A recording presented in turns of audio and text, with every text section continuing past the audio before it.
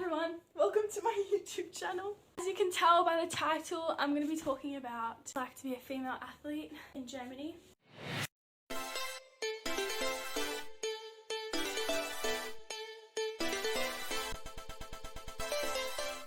I'm only doing it because shopping is like the biggest chore for me. Might as well make a video about it. Normal people, they just kind of like go through the aisles, la-di-da, chuck whatever they want in the trolley. But for me, I'm really particular about my macros, especially my protein.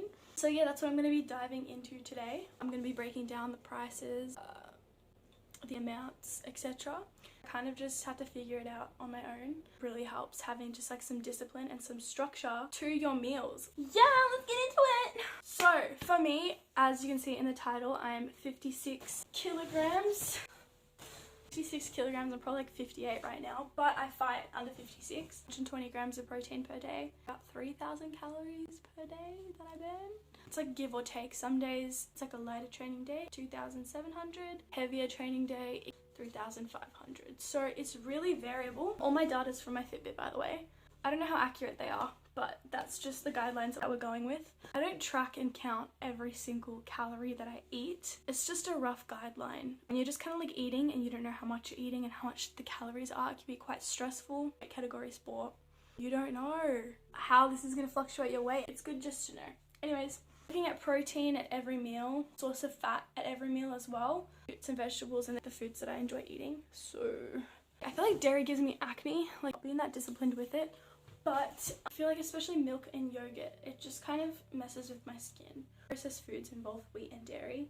Just by eliminating those ingredients, you eliminate a lot of processed foods, and then you just go straight to like fruits, vegetables, legumes.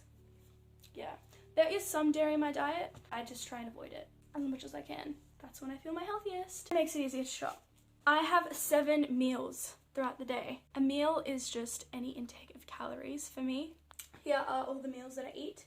Breakfast, snack, lunch, snack, and then we have intra-workout and post-workout, and we have dinner, so that should be 8.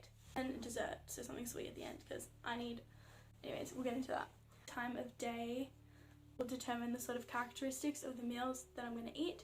So obviously an intra-workout meal is not going to look like what breakfast or lunch is going to look like. About characteristics, I'm talking about GI, protein, fat, carbohydrates, so macros, the amounts, etc. Here we've got 2 standard breakfasts in my diet. So we've got oats over here. As you can see, I've included Biscoff in this picture, not because I eat it all the time. I just want to show that it's okay to add foods like this to your diet in small amounts, just for your mental health really. Here's some granola. I add granola to my oats as a good source of omega-3s and healthy fats, and just to keep a variety of nuts and seeds in my diet. This is my second standard breakfast, so just like an omelette with some onion, and I found purple spring onion. So there's green spring onion and there's purple spring onion. That was not a cute drop. Just like there's brown onion and red onion. Anyways, yeah. I get all my products from Rewe. I used to say Rewe, but apparently it's Rewe. Yeah, so prices, amounts, standard meal. I'm trying to make it as simple as possible just so it's easy for you guys to follow. Obviously, there's multiple variations, multiple swaps. For example, almond milk instead of soy milk, different types of nuts. You can use Nutella instead of Biscoff. You can add dark chocolate. You can add different fruits and berries. For the omelette, you don't always have to add like onions and mushrooms and spinach like I do. I think they're just like the main ingredients that I go for, but you can add literally whatever you want. It's basically like pizza in an egg.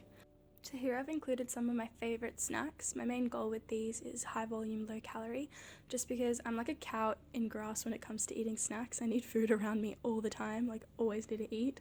So it really helps to have foods that I can just continuously just like mindlessly eat, and it won't really affect the calories so much. Fruit's a really good one because it's really high in fiber, and vegetables too. Celery sticks and carrots, you can cut them into really small pieces and just like continue snacking while you work. I know I have grapes here, but one thing you guys need to note is to freeze them. So if you're like me and you kind of just like eat your snacks and you don't really think about it, freezing a grape will take so much longer to eat than just eating it cold. Another amazing snack that I want to show you guys is popcorn. This whole 1 kilo bag cost me €1.99, and I've had like 5 humongous servings just from this half a bag. Just equates to like 20 cents a serve, so pretty good in my opinion. Here we've got a standard lunch, so it's usually either a tuna or salmon salad, and if I'm training, up the carb content and add some rice just to make it a little bit more filling. All 3 macros: protein, fats, carbohydrates, and really simple, really easy, really quick to put together. So here we have my post-training fuel. I don't know why, it's probably like my favorite meal of the day. It's just something so small and exciting to look forward to. I'm going off the guidelines of a 1 to 4 protein to carb ratio, so you should opt for about 1 to 1.5 grams of carbohydrate per kilogram of body weight. Then if we're following a 1 to 4 protein to carb ratio, then protein content would just be a quarter of that. For me, as a 56 kilo athlete, we're looking at about 56 to 84 grams of carbohydrate and 14 to 21 grams of protein. Just immediately after training, muscles are really responsive to the fuel that you get. I don't get home for like an hour and a half or sometimes 2 hours after we finish training. Make sure that I'm eating as soon as I finish training, just optimize my recovery for the next day. So dinner, so protein, carbohydrate, sauce, and usually a source of legumes. I feel like legumes are a really good source of protein. They're really satiating, and they're also a really good source of vitamins and minerals, so getting your micronutrients in. So we can have lamb, some potatoes, and usually like a roasted vegetable. So here I've got white asparagus, a specialty of Germany during this time. And then I've got some quinoa in the back. And then I'll usually pair that with some freshness, so either some tomatoes or cucumber. And then we've got some chicken in the back, so I ended up marinating and roasting that. And then same goes, so a roasted vegetable, we've got sweet potato, the white asparagus, and then like a piece of freshness and some legumes. So I hope you guys enjoyed that breakdown of foods that I eat or I buy when I shop to eat. Please be mindful outside of fight camp. That is not the entire picture. I think it's really important to eat freely.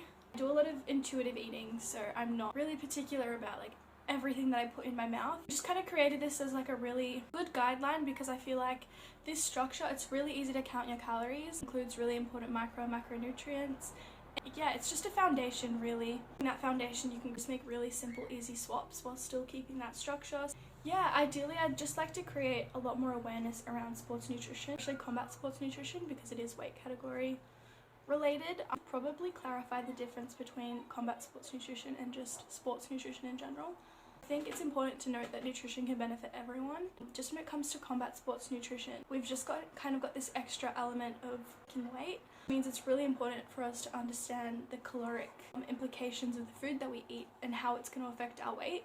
Usually in that process, a lot of athletes can forget about how important it is to maintain nutrition and not always just count calories. It's really easy to just pick up a packet, look at the caloric content on the back and say, oh, that fits in my macros, I can eat that, or that fits in my calories for the day, without really considering macro and micronutrient, GI, the degree of processing to the foods, because it's still important for us to eat whole foods, lots of variety, minimally processed, etc. It's a quality we often forget when we're trying to make weight. For me, I'd like to have best of both worlds. I'd just like to explore that sort of aspect in this platform, among other things. And yeah, hopefully some other people can find value in it. I hope I can bring more awareness to the situation, get more people on board, and just kind of like expose people who are already interested in it, or want to find like a community or a group of people that are also interested in it. Yeah. If you have any questions about this video or about anything, leave it in the comments, or if you just have a comment in general, please communicate. No shame in doing so. I'll leave a few links below. I'm going to be posting more on my Instagram, hopefully posting more on my YouTube. If there's anything that you want me to talk about, if there's anything you want me to discuss, let me know as well. And yeah, slowly start building. Thank you all for watching. Like if you enjoyed the video, and I'll see you guys in the next one.